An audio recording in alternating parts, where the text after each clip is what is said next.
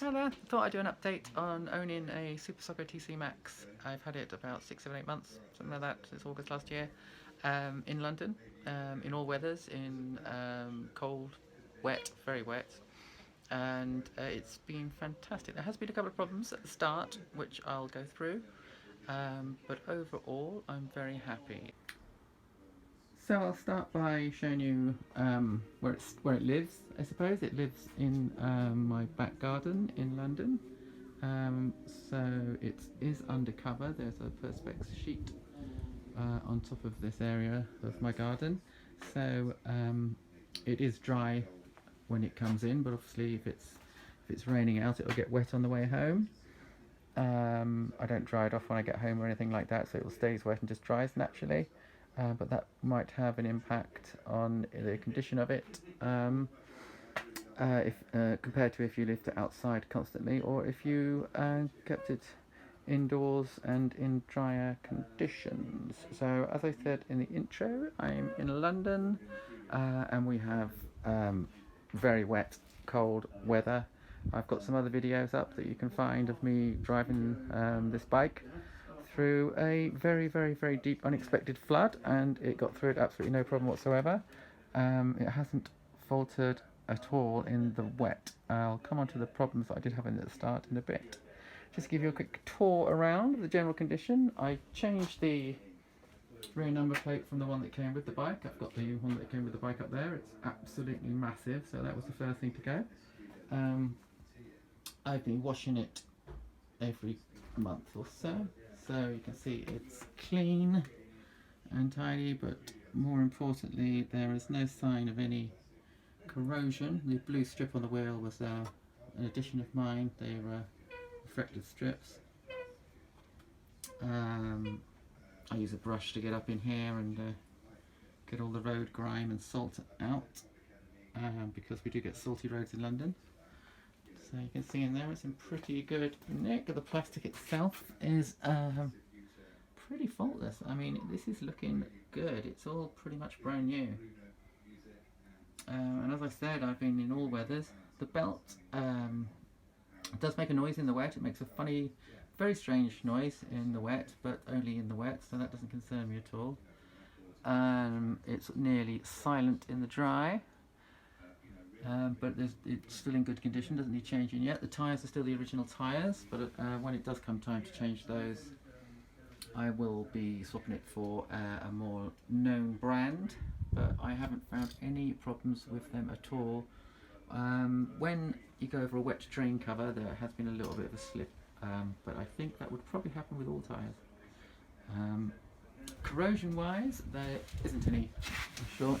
I know someone posted some pictures of corrosion up here at the front of the frame where it meets the forks, but as you can see, it's spotless. The front of the computer is fine, all the screws, no sign of rust on there. No sign of rust on any of these where you'd expect them to start, really. All looking good, the lights are clear, all working. Tread's still pretty good. But as I said, I would probably change those for some high quality tyres, because they're not expensive. All my levels have kept in check. Show you the other side. You can see I opted for the spoked wheels, and there's no sign of any corrosion on those either.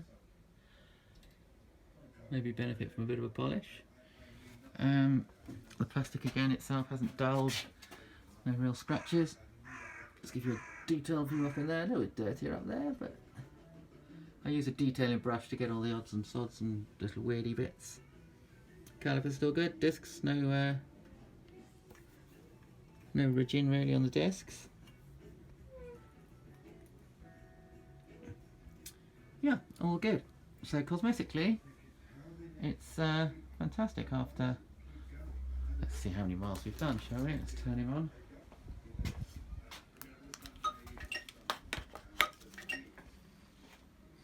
So this is in miles, and we're 1,762 miles. So there we go. So not a small amount, and as I said, in all weathers. Now the problems I did have, this was part of the first run in the UK. So there were some initial problems, and I'll show you what's been changed. Now I did have a towel in there. I did have a fault. I think it was a 94, someone correct me if I'm wrong, and it would cause the bike to cut out momentarily. That was solved by the dealer by swapping this over to a different cable. The original one was a darker orange or almost red. This one, as you can see, is quite light orange. They swapped that obviously as part of the warranty, and doing that solved the problem straight away. Had no problem since, and that was quite near the start of the ownership of the bike. What I will say when I got this open, I used to keep my lock and everything in here, and then at the end of my day at work, I'd pop the disc lock off, put it in here, close that down, and then ride off, and I would forget that my keys were hanging out of here. And I did this a couple of times, and once they fell out on the way home, and I lost this key. Now I've tried to get another one cut. This is the only one I've got left, and you cannot get these cut anywhere. This is the steering lock and the seat and tank release key. You cannot get these, you can't get the blanks at all in the UK at the moment. So I would suggest not using that regularly, because you will leave your key hanging out there and you will ride off and you will lose it like I did. The other thing that's been changed on this, you can't see it from here, but there is a sensor on the kickstart that tells the bike whether the stand is up or down, so the bike can't be ridden while the stand is down, and they were faulty on the original run of these bikes, and that was also changed at the same time that they changed that cable, charge cable in the bike. Speed-wise, you're probably looking maximum speed of around about 55 miles an hour with a range of around about 50 miles in town. I normally ride, but I always ride in 3, which is the least economical setting, and I easily get 50 miles on it. The commute that I do is 16 miles a day, so I do 2 trips and then plug it in at home into the charger, which I'll show you in a bit, and then I'm ready for the next day. So what I've done in the garden, I rigged up a little socket from inside, drilled a hole in the wall of my house and popped this out here, which is really handy. I made basically a birdhouse for the charger that sits up underneath here to keep it out of the weather. So there's the mains plug for the UK that will obviously go straight into my socket. Now the cable that came with the charger was too short, so I've extended it, and I bought these connectors. Now I think off the top of my head there's 7 cores of wire in there, so I know that the bikes have just the 3, so this is not a simple job like wiring a plug. Yet it's a little bit more involved. These are IP rated connectors. I think they're 9-pin in there or something, and I just added a bit of 7-core wire to extend it so it's nice and long, so I can plug it in the evening, and I've got a massive drip loop basically, so any water that's coming down here, which it shouldn't be anyway, will just drip onto the floor. Without that, you can see it was very tight, so water would have gone straight into the socket, which is not ideal.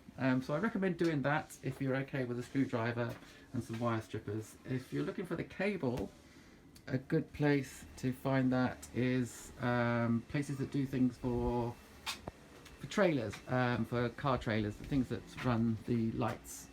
They're normally 7, 8, 9 core cable, so that's a good resource to find those.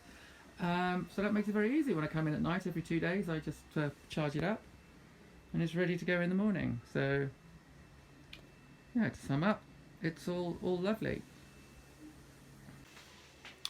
So that's it. That's how I feel. I'll stick this up on YouTube, and I'll put a link to my initial thoughts on the video of me riding it home in August, I think. Any questions? Feel free to ask. Hopefully most of the answers are in my ramblings somewhere, but let me know. And if any of you had any different experiences to mine, any worse, any better, then I'd be interested to see those too. I know some people have had some problems, but I think the vast majority of people are very happy. Well, thank you very much. Thanks for watching. Bye.